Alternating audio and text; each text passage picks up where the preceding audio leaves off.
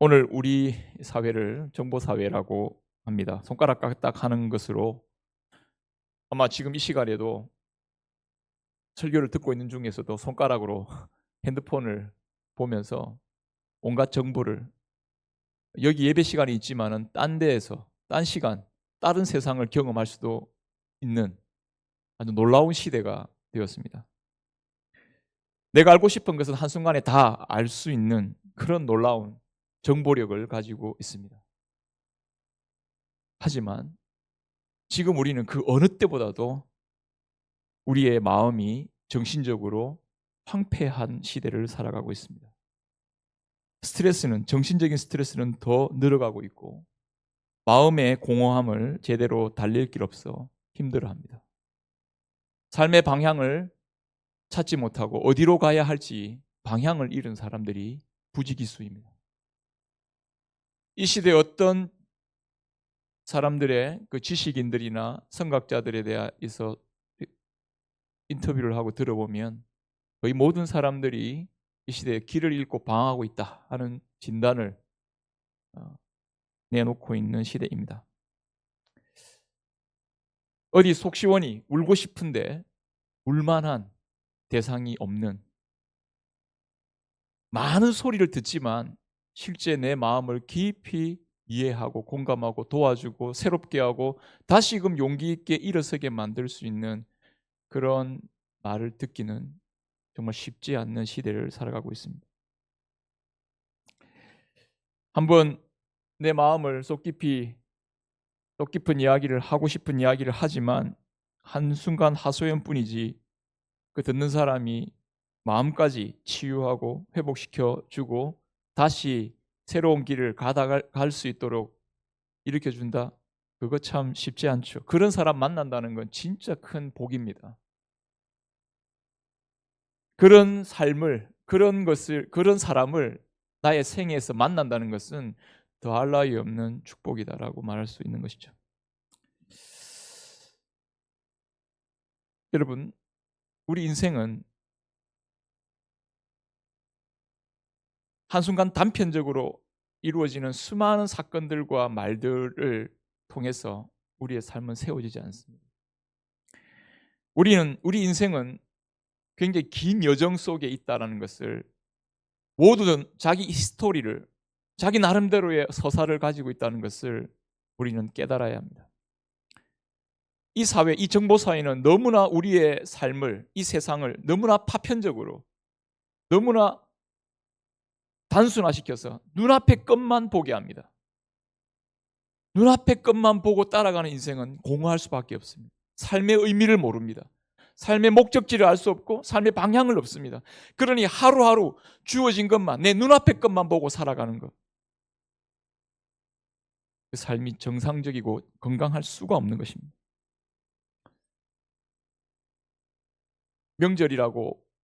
명절을 이렇게 지내는 분보다 이제는 해외에서 여행을 간다거나 가족들끼리 여행 가는 사람들이 많아지고 있습니다. 여러분, 여행할 때 좋은 안내자가 옆에 가이드가 있다는 것은 진짜 큰 위로입니다. 물론 안내자 없이 홀로 여행하는 것도 있겠지만, 그러나 홀로 여행한다 해도 누군가 내 옆에서 뭔가 누구한테 물어봐야 될 거 아닙니까? 어디로 가야 될지, 어떻게 해야 될지. 위급한 상황 속에서는 누군가의 도움을 받아야 할 사람이 반드시 필요한 것이죠. 여러분, 우리의 삶이라는 것, 인생의 긴 여정 속에서 내 인생의 삶을 다 같이 함께 크게, 인생의 긴 여정을 같이 전체적으로 싹 다 이해해 줄 수 있는 안내자와 함께 동행한다면, 여러분, 우리는 그 여행이 얼마나 보람되고 또 큰 의미를 갖고 또 위로받고 기쁨을 가지고 지내게 될지 모릅니다.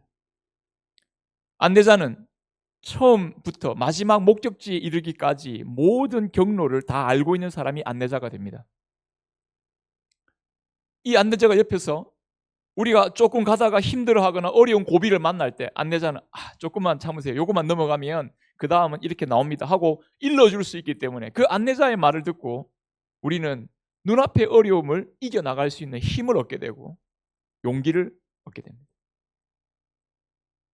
그렇기 때문에 이거는 여행의 뿐 아니라 우리 인생의 긴 여정을 놓고도 우리 인생을 처음부터 끝까지 다 알고 계시고 그렇게 모든 목적지까지 이끌어줄 수 있는 분이 나의 안내자가 될 수 있다면 여러분 우리는 지금 내가 마주한 삶의 어떤 여러 가지 어려움과 문제와 고난 앞에서 우리는 그 안내자의 말을 들으면서 이거 내가 조금 참고 지나가야 될 시간이구나. 지금 여기에는 내가 조금 우회해야 되는구나. 지금 여기서 내가 조금 멈춰서야 되는구나. 그리고 새롭게 힘을 내야 되구나. 다시금 다음 목적지까지 가기 위해서는 새로운 지혜가 필요하구나. 여러분 안내자의 도움을 받으면서 우리는 그 길을 걸어간다면 여러분 그 인생은 얼마나 복되고 온전한 삶이 될 수 있겠습니까? 여러분 우리 인생의 진정한 안내자가 누구일까요? 우리 인생의 처음과 끝을 알고 안내해 줄 수 있는 사람이 있을까요? 우리 인생 중에는 없겠죠. 왜냐하면 미래를 알 수 없으니까요. 그리고 나의 과거를 속속들이 다 알 수 없으니까요. 그러나 오늘 하나님은 우리 인생의 목자가 되셔서 우리 인생의 긴 여정길에 우리의 구원자와 우리의 동행자와 최종 목적지까지 인도하시면서 우리를 위로하시는 위로자로 치유자로 우리에게 말씀해주고 계십니다. 하나님을 목자로 받아들일 수 있는 사람, 여러분 그 시편에 성경에서 아마 가장 유명한 구절 중에 하나인 시편 23편 1절 여호와는 나의 목자시니 내게 부족함이 없으리로다. 이 참된 신자의 복된 고백, 신자는 하나님이 나의 목자이심을 믿고 따라가는 사람이 신자입니다. 하나님은 자신이 우리의 죄된 인생을 구원하실 구원자이실 뿐 아니라 우리의 목자가 되셔서 우리를 인도하신 분이라고, 우리를 걸음걸음, 목자는 그 양을 모든 순간에서 보호자로, 함께하는 자로, 상처난 양을 치유하는 그런 목자이죠. 그와 같이 하나님께서 우리를 인도해가고 이끌어 가신다는 것입니다. 하나님은 우리에게 우리의 인생을 알려주십니다. 인생이 눈앞에 당장 있어지는 그것 가지고 인생을 말하는 게 아니라 하나님은 우리의 처음부터 마지막까지 알파와 오메가 되셔서 모든 것을 우리에게 인생의 큰 비밀을 하나님께서 우리에게 알려주기를 원하고 계십니다. 너의 인생의 경로가 여기서부터 시작해서 어디가 목적지까지인지를 말씀해 주시면서 우리가 가야 할 걸음을 바로 가도록 이끌어 주시는 분이십니다. 그러기에 여러분 우리는 하나님을 목자로 삼고 주님의 구원을 받은 사람이라고 고백하며 나간다면 하나님께서 우리 앞에 일러주시는 우리 인생의 모습을 좀 더 긴 안목을 가지고 자기 생을 바라보면서 한 걸음 한 걸음 주님 앞에서 그 방향을 잃지 않고 주님의 뒤를 따라가는 그런 모습이 될 수 있기를 바랍니다. 여러분 이것이 참된 신자의 모습인 것이죠. 그러므로 우리는 하나님께서 이 성경의 말씀을 통해 우리에게 긴 안목, 우리는 지금 이 땅에서부터 영원한 생을 바라보면서 하나님 나라의 백성으로서 하나님의 자녀로서 영원한 생명을 소유한 자로서의 삶을 걸어간다라는 이 영원한 안목으로 우리 인생을 바라볼 필요가 있는 것이죠. 눈앞에 어떤 것으로 일희일비하는 것이 그 인생이 아니라는 것이죠.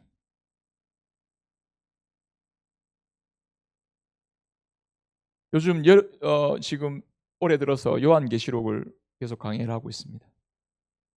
요한계시록은 성경의 맨 마지막 권입니다.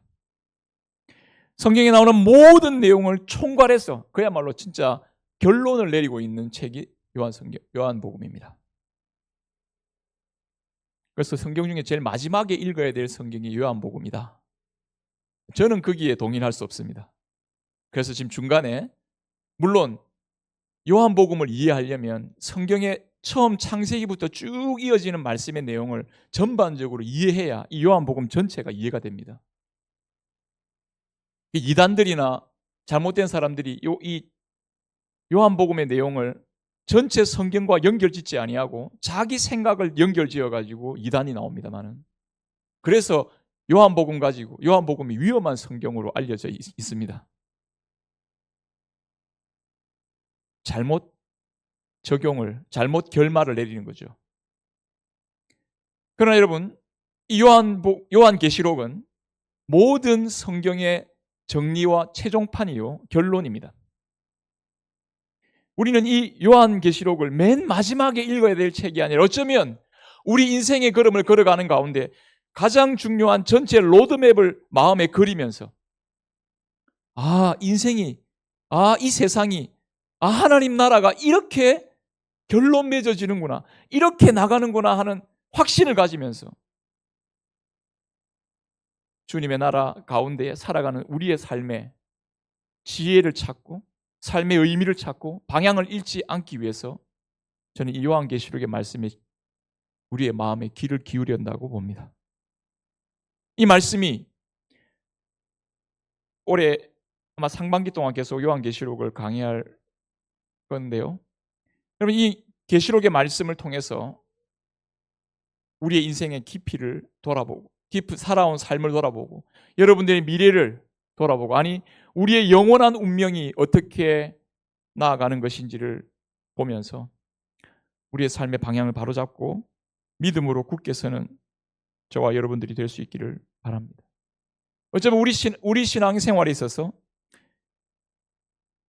완성된 하나님 나라의 시각으로 이 세상을 보고 내 인생을 보고 살아간다면 한순간 낙심되고 한순간 방황하는 삶의 순간을 맞이한다 해도 우리는 낙심하지 않고 방황하지 않고 오히려 끝까지 달려갈 힘을 얻으며 그래, 지금은 내가 깊이 자기를 돌아보면서 인내해야 될 때구나, 이걸 생각하고 또 이때는 열심히 달려가야 될 때구나 라고 판단하면서 그렇게 걸어갈 수 있을 것입니다. 마치 드론이 공중에 떠서 그 여행 경로 전체를 환히 비추면서 우리에게 한눈으로 보여주는 것처럼 이 요한계시록의 말씀은 영적 드론으로, 그죠? 우리 인생이, 우리 영원한 생의 삶이 걸어가야 할 삶의 모든 과정의 결말이 어떤 것인지를 한눈에 보게 하면서 우리로 이 인생의 믿음의 삶을 인내하게 하고 방황하지 않고 믿음의 삶의 길을 하나님 나라를 향하여 바라보며 나아가는 그런 삶을 우리는 살아가게 되는 것입니다. 성도 여러분, 우리가 구원받았다는 것이 무엇이냐? 예수님을 믿음으로 구원받았다는 것이 무엇이냐? 내가 죄 용서를 받고 하나님의 자녀가 되었다는 것이 무엇이냐? 어쩌면 우리는 이 땅에서의 어떤 조그마한 어려움에서 구원받은, 도움받은 그 정도를 가지고 하나님의 구원으로 여러분 생각해서는 안 되겠죠. 하나님의 구원은 우리를 하나님의 지위까지 올려주신, 우리 인생의 모든 삶의 결론이 하나님의 나라 백성으로, 하나님의 자녀로 영원한 생명을 얻을 자로 구원하시는 그 구원이 하나님이 우리에게 주시고자 하시는 구원이라는 것이죠. 그러므로 우리는 이 땅을 살아가면서 때론 이해할 수 없고 때론 여러 가지 어려움에 봉착하면서 문제를 경험하고 고난과 아픔을 경험하는 현실을 맞이하고 있지만, 동시에 우리는 이미 예수 그리스도 안에서 하나님의 영원한 백성, 하나님의 영원한 자녀로서 구원받은 하나님 나라에 속한 사람으로서 우리 자신을 동시에 이해하고 봐야 됩니다. 다시 말해서 눈앞에 있는 인생을 자신의 모든 것이라고 보는 것이 아니라 하나님의 관점으로, 영적 드론을 타고 올라가서 영적 드론이 우리에게 보여주고자 하는 그 전 인생의 걸음에서 하늘의 시각으로 우리 자신을 보면서 우리는 우리 인생을 걸어가야 한다는 것입니다. 이건 제가 지어내는 말이 아니고요. 성경이 우리의 구원을 그렇게 설명하고 있습니다. 에베소서 2장 5절에서부터 7절까지 말씀입니다. 이렇게 말씀하고 있습니다. 함께 읽겠습니다. 시작. 허물로 죽은 우리를 그리스도와 함께 살리셨고 너희는 은혜로 구원을 받은 것이라. 또 함께 일으키사 그리스도 예수 안에서 함께 하늘에 앉히시니 이는 그리스도 예수 안에서 우리에게 자비하심으로써 그 은혜의 지극히 풍성함을 오는 여러 세대에 나타내려 하심이라. 허물로 죽은 우리를 살리셨는데 우리가 살리신 그 가운데 살리신 우리를 함께 하늘에 그리스도 예수 안에서 함께 하늘에 앉혔다고 말하고 있습니다. 다시 말해서 우리는 여기 있지만 동시에 아주 신비로운 건데요. 여기 있지만 동시에 예수님 안에서 하나님과 함께하는 존재로 거기에 앉혀 있다는 것입니다.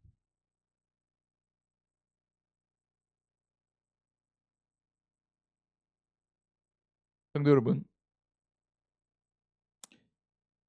우리는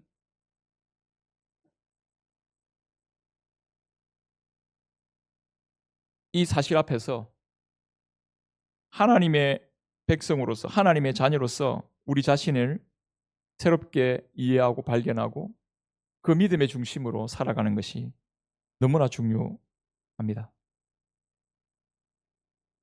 여러분, 이제 우리는 하늘의 하나님께서 내 인생의 목자로 고백하며 사는 자가 되었습니다. 여러분, 우리는 이 땅에 살지만 당장 눈앞에 있는 것으로 내 삶을 해석하지 않고 하나님이 나의 목자가 되시기 때문에 하나님께서 나에게 일러주신 그 말씀으로 내 삶을 해석하고 내 삶을 받아들이고 내 삶의 방향을 바로잡고 걸어가야 할 사람들입니다. 목자가 되신 주님은 우리의 구원자가 되시고 우리의 인도자가 되시고 우리의 위로자가 되신다는 사실을 우리가 분명하게 붙잡고 우리의 믿음의 걸음을 걸어가야 할 줄 믿습니다. 오늘 말씀에 바로 목자 되신 주님이 우리의 구원자요, 우리의 인도자요, 우리의 위로자가 되신다는 사실을 아주 명확하게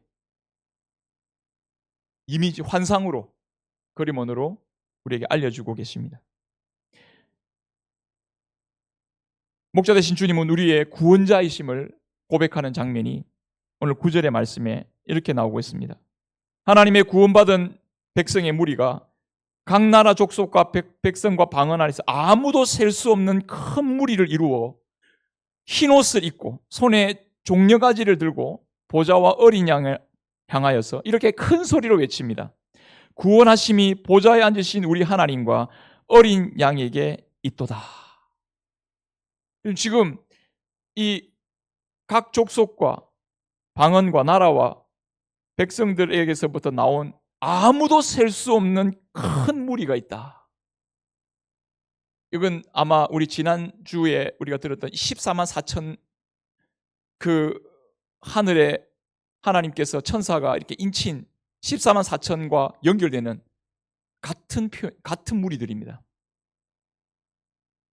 특별히 근데 이들을 지금 앞에 14만 4천을 헤아려 놓고 오늘 말씀에는 도무지 셀 수 없는 무리라고 말하고 있습니다. 다시 말해서 이건 14만 4천이라는 그 자체는 상징적인 숫자라는 걸 알 수 있습니다.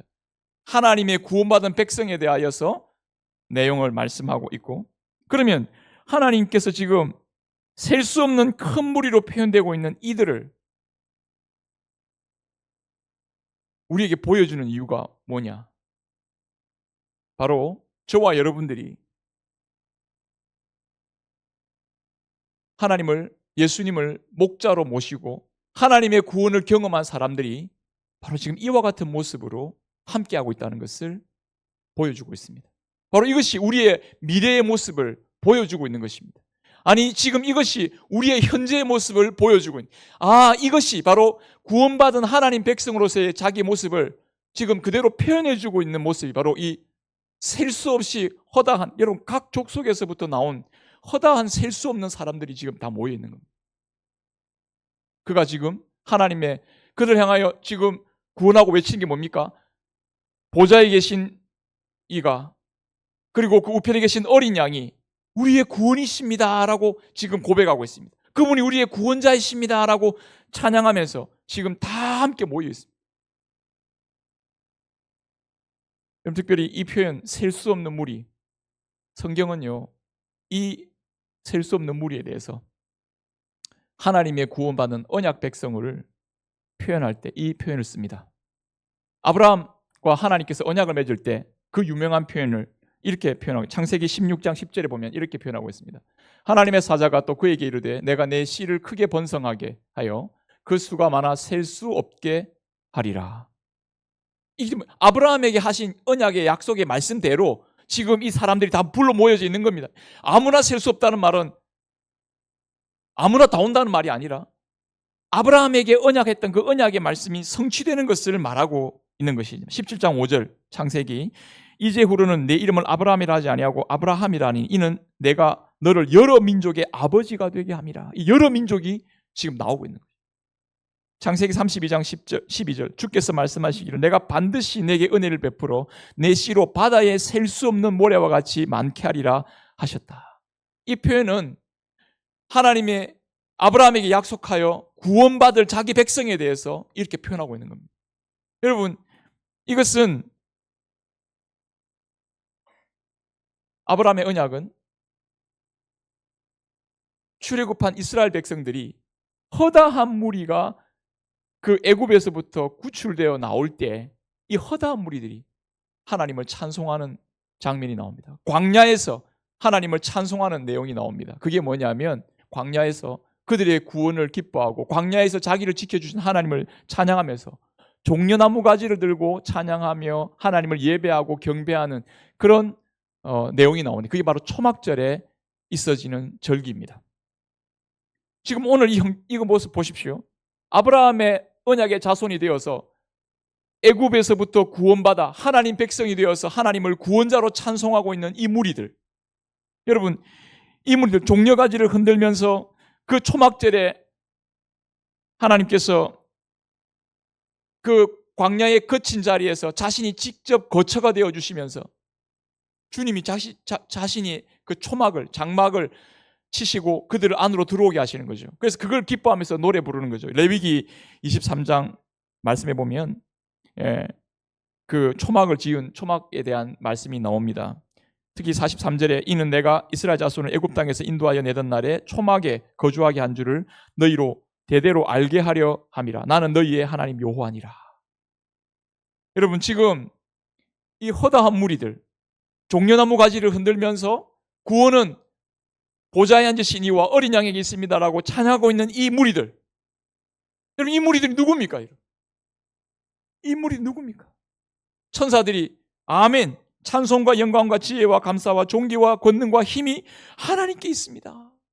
이게 무리들이 누굽니까? 이 구원받은 무리들을 찬양하고 있는 천사도 찬양하고 있는 이 무리들이 누굽니까? 여러분 출애굽한 이스라엘 백성들만이 아니겠죠. 모든 족속으로부터 나온 사람들이 누굽니까? 영적으로 출애굽한 참된 이스라엘 백성, 예수 그리스도를 나의 목자로 모시고 나의 구원자로 고백하며 나온 주님의 무리들인 줄로 믿습니다. 바로 저와 여러분들, 예수님이 나의 인생의 목자가 되셔야 되고 예수님이 나의 인생의 목자가 되셔서 내 삶을 인도해 주셔야 됩니다라고 고백하면서 예수님을 나의 구원자로 고백하는 바로 그 무리들, 바로 그 무리들이 오늘 이 요한계시록에 성경의 마장 절정에 이르는 이 내용에 표현되고 있음을 여러분 바라볼 수 있기를 간절히 바랍니다. 우리는 하나님의 언약의 약속을 보증받고 천상의 무리들의 지지를 받으면서 지금 우리가 이 땅을 살아가고 있다는 사실에 대하여 다시 한번 용기를 가지고 여러분 마음을 새롭게 할 수 있기를 바랍니다. 물론 세상에서는 우리가 하나님의 자녀됨과 하나님 백성된 것을 무슨 말도 안 되는 소리를 하냐 하고 무시하고, 또는 네가 뭔데 하고 겁박할 수도 있고, 세상의 고난 앞에서 그래 어디 한번 잘 살아가나 보자 하면서 여러분 우리를 외면시킬 수 있는 그런 삶을 살아갈 수 있을지 몰라도 그 세상의 소리에 귀 기울이지 마시고, 영원하신 하나님이, 우리 영원한 인맥 처음과 마지막이 되신 하나님이 우리에게 안내자로, 목자로서 우리에게 일러주시고 말씀하시는 그 말씀으로 여러분 우리 자신을 바라보고 우리 자신을 해석해내고 여러분 믿음 가운데 굳게 서서 주님 앞에 살아가는 저와 여러분들이 될 수 있기를 간절히 바랍니다. 여러분, 저는 우리 교회 한 3, 4년 전부터 철로역정 책을 가지고 순례자반을 함께 훈련받고 있습니다. 작년 한 해 동안 못했습니다. 근데 올해 다시 하려고요.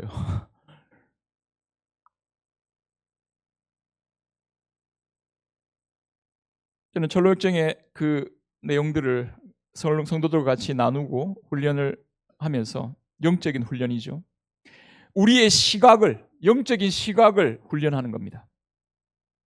하나님 나라에 대한 이 시각을 가지고 이 세상을 어떻게 살아갈 것인지, 내가 하나님의 구원을 받은, 하나님이 나의 목자이심을, 그 목자가 나를 구원하시는 분으로 나를 인도하고 계신다는 사실에 확신을 가지고 내 삶을 바라보는 겁니다. 그걸 내 삶을 해석하는 겁니다.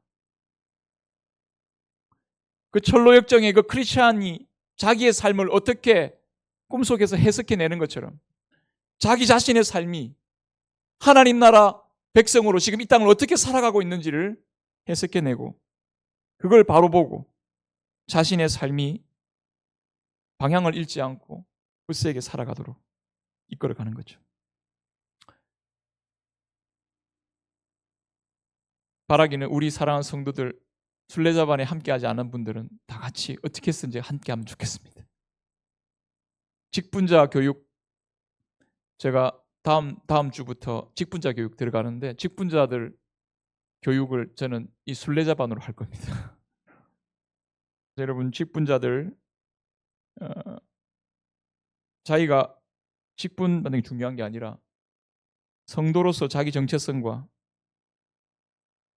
내가 하나님 나라 백성으로서 살아간다는 이 확신, 구원에 대한 확신이 없으면 직분은 아무, 어떻게 보면 하나님 앞에서 큰 의미가 없을 수 있습니다.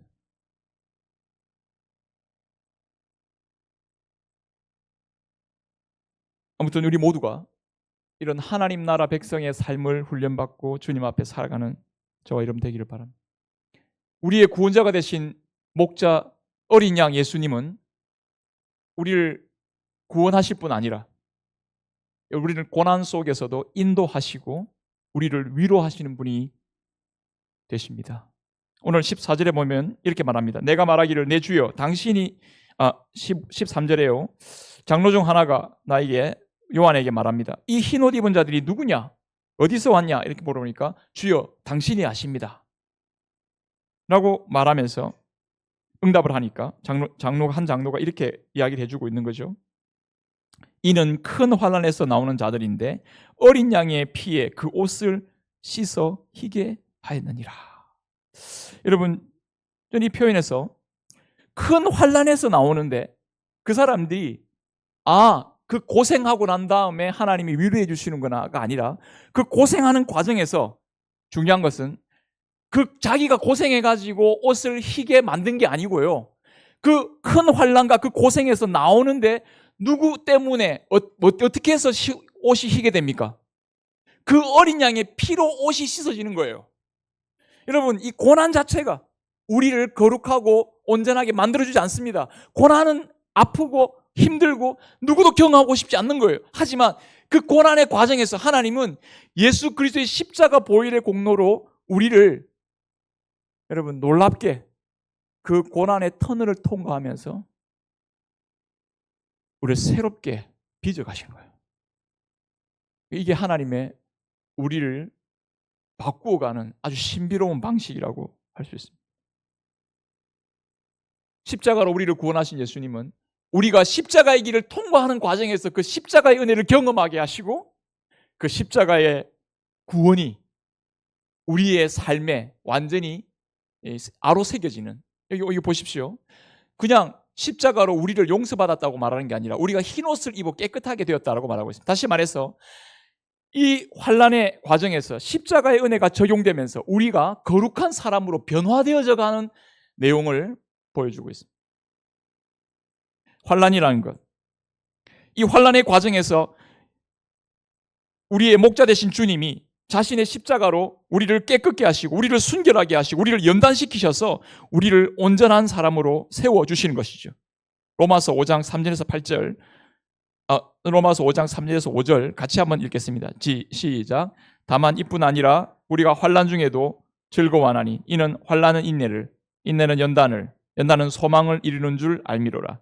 소망이 부끄럽게 하지 아니함은 우리에게 주신 바 성령으로 말미암아 하나님의 사랑이 우리 마음에 부은 바 됨이니. 베드로전서 1장 7절 이렇게 말합니다. 너희 믿음의 확실함은 불로 연단하여도 없어질 것보다 더 귀하여 예수 그리스도께서 나타나실 때에 칭찬과 영광과 존귀를 얻게 할 것이니라. 여러분, 이 고난의 과정의 터널을 통과하면서 예수 그리스도의 십자가 사랑으로 우리 가운데 하나님의 사랑을 부어주시는 거예요. 그래서 사람이 고난을 통과하지 아니하고 편안한 가운데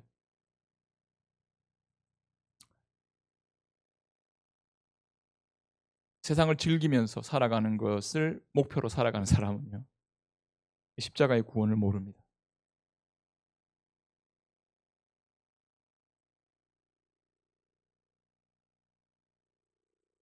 그러나 그 고난의 터널 가운데 예수 그리스도께서 십자가에 죽으시고 부활하심을 확연하게 깨닫게 되고 하나님의 사랑이 그 가운데 부어지는 것을 그 고난의 터널의 과정에서 깨닫게 되는 거죠. 그럼 사람이 변합니다. 사람이 변합니다. 그 고난이 사람을 변하게 만드는 게 아니라 고난 중에 우리와 함께 하셔서 우리의 안내자와 우리의 인도자와 우리의 위로자가 되시는 주님이 하나님의 그 큰 사랑을 그에게 쏟아 부어 주시면서 그를 일으켜 세워주는 거예요. 교만한 우리는, 죄인된 우리는 자신의 고난 가운데 있지 않으면 그 낮아짐을 경험하지 못하기 때문에 하나님의 사랑을 받아들이지 않습니다. 다 자기 잘난 맛에 삽니다. 주님은 이 환난의 과정을 통하여 그리스도를 따르게 합니다. 그리고 그리스도의 십자가를 따라 자신도 그리스도처럼 주님 앞에 서도록 우리를 이끌어가는 거죠. 여러분, 앞에 14만 4천 명의 무리를 쭉 설명하면서 지파가 르우벤이 장자인데 르우벤이 장자로 안 나오고 맨 처음에 유다 지파가 등장합니다. 사람을 계수할 때 유다 지파가 먼저 등장한 이유는 바로 유다 지파의 사자, 유다 지파에서부터 메시아가 나오기 때문입니다. 그 유다 지파의 사자가 누굽니까? 바로 어린 양입니다. 이 14만 4천 명, 이 셀 수 없는 허다한 큰 무리, 하나님의 구원받은 백성들은요, 어린 양을 따라가는 사람들입니다.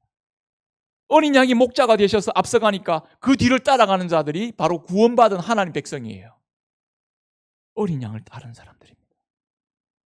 십자가를 따라가는 사람들입니다. 예수님이 고난과 희생, 그 십자가의 길을 걸어가시면서 우리에게 구원을 이루셨듯이 우리는 비록 이 땅에 안정되지 못하고 비록 이 땅에서 다 즐기지 못하고 비록 이 땅에서 남들보다 더 성공하고 더 인기 많고 더 높아지는 그런 거 없어도, 아니 그것을 거부하고 적극적으로 주님의 뒤를 따르기로 한 우리에게 하나님은 그를 품으시면서 하나님의 거룩한 허다한 큰 무리로 주님 우리를 삼아주시고 우리에게 놀라운 은혜로 함께 하시면서 우리를 위로하시고 우리를 끝까지 그 영원한 생명과 사랑으로 함께 하시며 우리를 이끌어 주시는 줄 믿습니다. 15절에 보면은 그들이 하나님의 보좌 앞에 있고 그의 성전에서 밤낮 하나님을 섬기면서 보좌에 앉으시니가 그들 위에 장막을 쳤다고 말씀하고, 이 장막을 치는 게 뭡니까? 같이 사는 겁니다. 같이 식구가 되는 겁니다. 이게 위로입니다. 이 영원한 목자가 되신 하나님이, 주님이, 어린 양이신 주님이 지금 우리와 함께 장막을 치고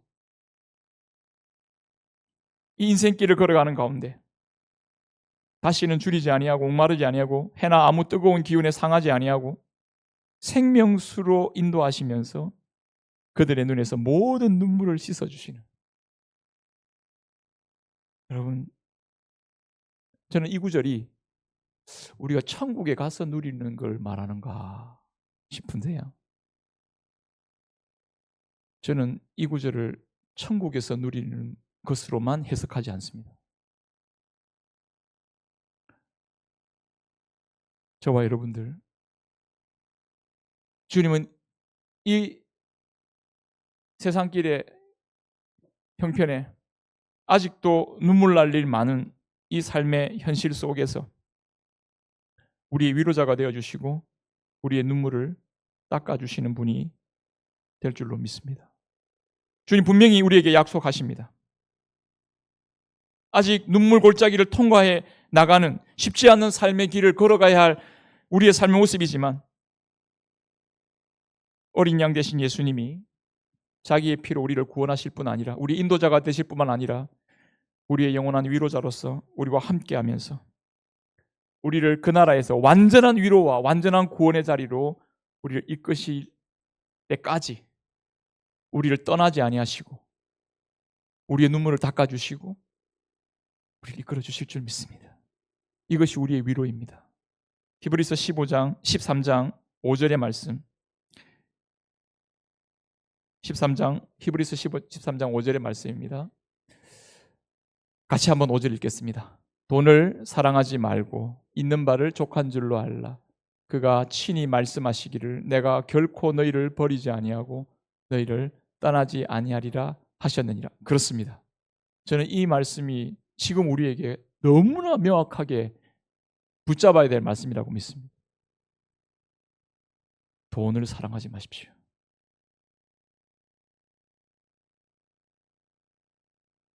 이 자본주의 시대에 돈 없이 어떻게 삽니까? 아닙니다. 돈 없어도 삽니다. 돈돈거리지 말고 주님을 찾으십시오. 주님 절대 버리지 않습니다. 그 다음 9절, 6절을 다 같이 읽겠습니다. 그러므로 우리가 담대히 말하되 주는 나를 돕는 이시니 내가 무서워하지 않겠노라. 사람이 내게 어찌하리요 하노라. 아멘. 여러분, 돈 때문에, 사람 때문에 얼마나 시험 들고 힘드십니까? 괜찮습니다. 주님이 눈물 닦아주시니 목자 대신 주님 바라보고 갑시다.